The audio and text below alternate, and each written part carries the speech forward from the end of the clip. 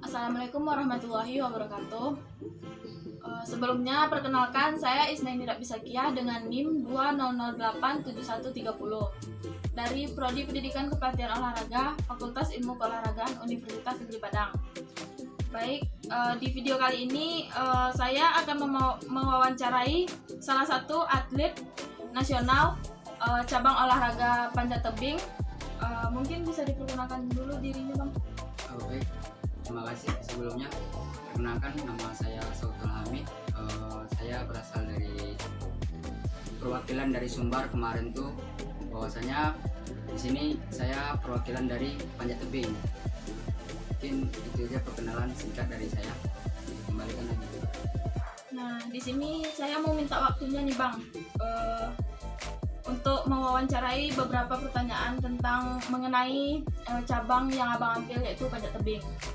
Nah, yang pertama yaitu kapan dan bagaimana Abang mulai menggeluti dunia panjat tebing?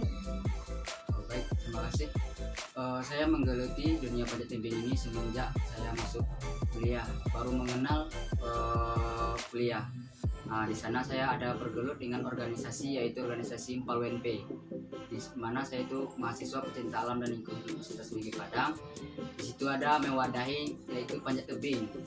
Nah, panjat tebing, sanalah saya mengenali awalnya panjat tebing, dan saya mulai menyukai dan terus ingin berlatih terus, dan hingga sampai saat ini bisa saya memasuki dunia panjat tebing di kelas nasional. Keren ya, Bang. Nah, yang selanjutnya, Bang, apa yang memotivasi Abang untuk menggeluti kompetisi panjat tebing?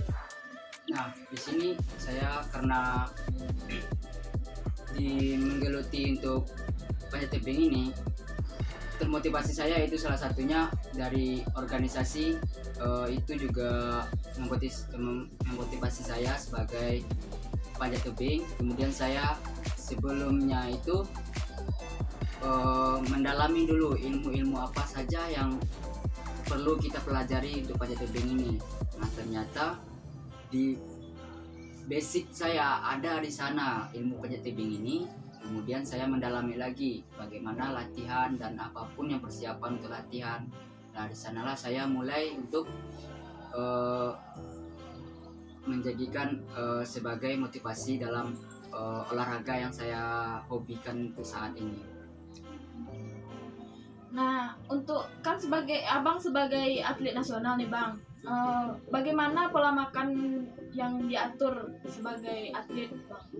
Apalagi atlet panjat tebing. Nah, baik, di sini juga melihat bahwasanya untuk pola makan dari atlet panjat tebing ini tidak begitu hal banyak yang perlu ditoleransi. Misalnya seperti kalau saya, pola makan saya itu seperti pagi itu saya sarapan. Nah, sarapan itu saya minum susu terlebih dahulu sebelum mulai latihan. Kemudian siangnya kita makan. Kemudian untuk panjat tebing ini juga berpengaruh, pola makannya tidak banyak mengandung minyak. Nah, situ juga saya menghindari yang makanan yang berminyak. Nah, kemudian di saat saya makan itu cuma 3 kali dalam sehari. Nah, itu waktu batas makan saya di malam hari itu jam 7 malam, agar tidak terjadinya pada saat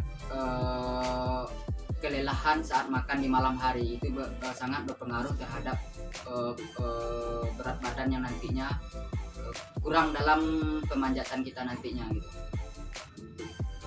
Nah, di sini saya mau menanyakan ini nih, Bang, masalah kan kadang-kadang kita kan lelah dalam saat latihan. Apa yang memotivasi Abang untuk latihan terus?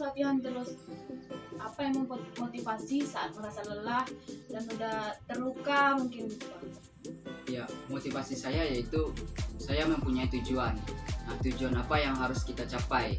Nah, di sini juga tidak hanya dari tujuan pribadi saya, kemudian motivasi saya itu sebagai atlet, awalnya saya butuh dari support dari baik dari pelatih, baik dari orang tua. Itu saya sangat memerlukan juga bahwasanya agar saya nantinya bisa termotivasi tidak mengenal lelah di saat latihan.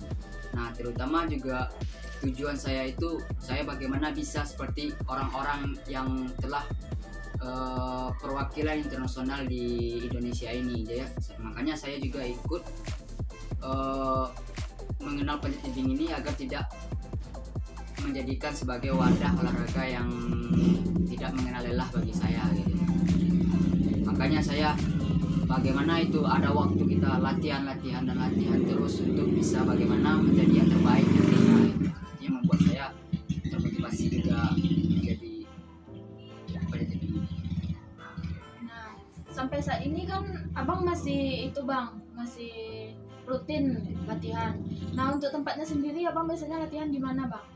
Ya, untuk tempat latihan saya sendiri bahwasanya memang tempat yang di sini minim sekali. Nah, jadi yang tempat yang lumayan lengkap yaitu ada tempatnya di UIN Imam Bonjol, yaitu tempatnya di Lubuk Lintah.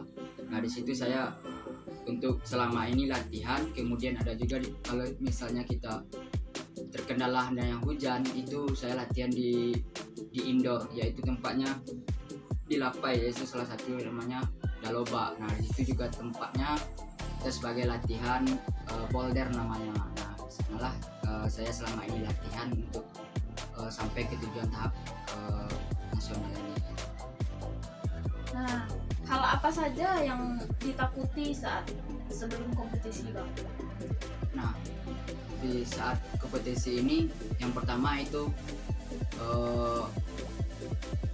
yang saya takuti itu menghindari sakit dari seluruh badan saya, cedera yang pertama, karena sebelum kompetisi itu kita harus fit agar tidak terjadinya cedera. Makanya saya meminimalisir kecederaan di saat berlatih agar nantinya di kompetisi nanti kita fit. Kemudian ada juga yang saya takuti itu juga pola makan di saat latihan itu juga berpengaruh terhadap yang saya takuti, karena nanti berat yang kita makan itu nanti berpengaruh juga saat manjat. Nah, kemudian juga untuk yang saya takuti itu kalau untuk perorangan saya juga tidak dibilang tidak takut, cuman saya cuman relaxkan saja dalam berkompetisi itu nantinya gitu. Nah, yang saya takut itu hanyalah cedera gitu. Sakit ya.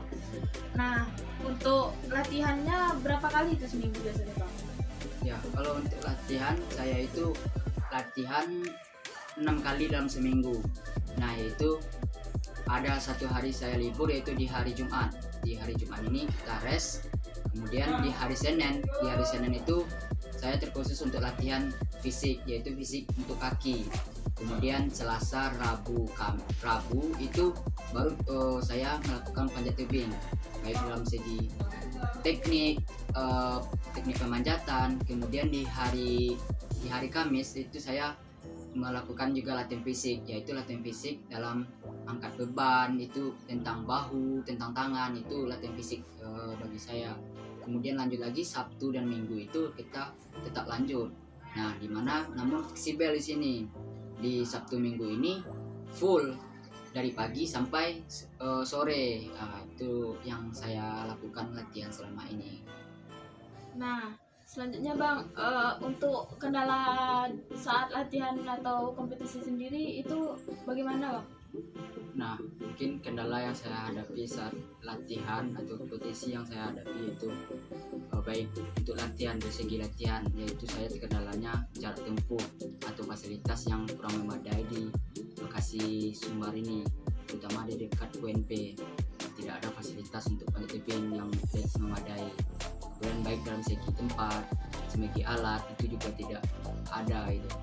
Nah, kemudian untuk kendala saat latihan karena jauh itu salah satunya motor. Nah, itu membuat saya kendala untuk latihan baik dari segi alat juga. Nah, kemudian karena nggak ada fasilitas di UNP, maka saya kendalanya juga sering telat untuk meminjam alat ke orang-orang gitu, baik dalam segi PTI. Nah, itu makanya saya juga banyak urusan untuk meminjam alat ini. untuk peralatannya sendiri sebagai seorang atlet itu bagaimana bang? Apa saja peralatan yang dibutuhkan untuk diri pribadi? Nah, kalau untuk perlengkapan yang untuk atlet panjat tebing ini juga lumayan menguras untuk biaya. Nah, di mana untuk biaya seorang atlet panjat tebing pribadi itu, sepatu panjat tebing itu memang anggarannya juga lumayan besar, yaitu mencapai sekitar 3 juta. Kemudian juga harness, kemudian namanya tote bag. Nah, itu yang pokok utama untuk latihan. Nah, dimana untuk pribadi untuk latihan itu yang paling sering digunakan untuk pribadi ya. Kemudian belum termasuk tali, semua runner, itu semuanya juga memakan biaya yang luar biasa lah untuk seorang atlet panjat tebing ini. Nah, selama menjadi atlet apa saja yang paling berkesan, selama menjadi atlet? Apalagi sekarang udah menjadi atlet nasional. Nah, mungkin yang paling berkesan saya itu mungkin pola hidup yang saya selama jadi atlet ini, jadi pola hidup yang paling berkesan bagi saya, yaitu pola hidup saya teratur. Di pagi hari itu saya sudah melakukan rutinitas latihan, kemudian di siang hari saya melakukan aktivitas baik organisasi, urusan kampus, kuliah, kemudian di sore hari saya juga latihan lagi. Kemudian jika ada waktu senggang, saya juga di malam hari itu juga melakukan latihan. Itu latihan istilahnya nge-gym, angkat beban. Nah, disitulah yang paling berkesan saya, bahwasanya saya bisa mengatur waktu, kemudian menjadikan motivasi bagi saya dalam hidup, bahwasanya dengan latihan panjat tebing ini atau sebagai atlet panjat tebing ini menjadikan seorang kita yang disiplin dalam waktu, kemudian disiplin juga dalam manajemen, bagaimana kita mengatur pola makan, pola tidur, kemudian intinya manajemen dalam hidup saya itu juga teratur lah. Nah, yang terakhir nih bang, apa saran yang paling terbaik menurut abang untuk jika ada seseorang yang ingin bergabung dalam cabang olahraga panjat tebing? Nah, saran saya jika ada seseorang yang ingin bergabung dalam panjat tebing itu, yang pertama itu saya meminta atau saran lah kepada orang tersebut, intinya paling utama itu disiplin terhadap waktu, disiplin terhadap latihan, kemudian bisa memanajemen waktu yang dia berikan, karena setiap atlet panjat tebing ini dia juga membutuhkan waktu, dimana nantinya orang yang akan masuk bergelut di bidang ini jika tidak ada waktu dia nggak akan bisa, karena utama dari seorang bisa menjadi panjat tebing ini adalah latihan. Jika tidak ada latihan, makanya tidak juga akan pengaruh terhadap pemanjatan yang dilakukan ini. Nah, itulah saran saya, disiplin, kemudian baik disiplin waktu, disiplin terhadap manajemen yang dari mereka lakukan nantinya. Terima kasih banyak ya bang, banyak sekali pelajaran yang saya ambil dari komunikasi singkat kita hari ini. Mungkin bagi teman-teman yang ingin bergabung di dunia panjat tebing mungkin bisa mempelajari dari percakapan singkat tadi. Nah, akhir kata, assalamualaikum warahmatullahi wabarakatuh.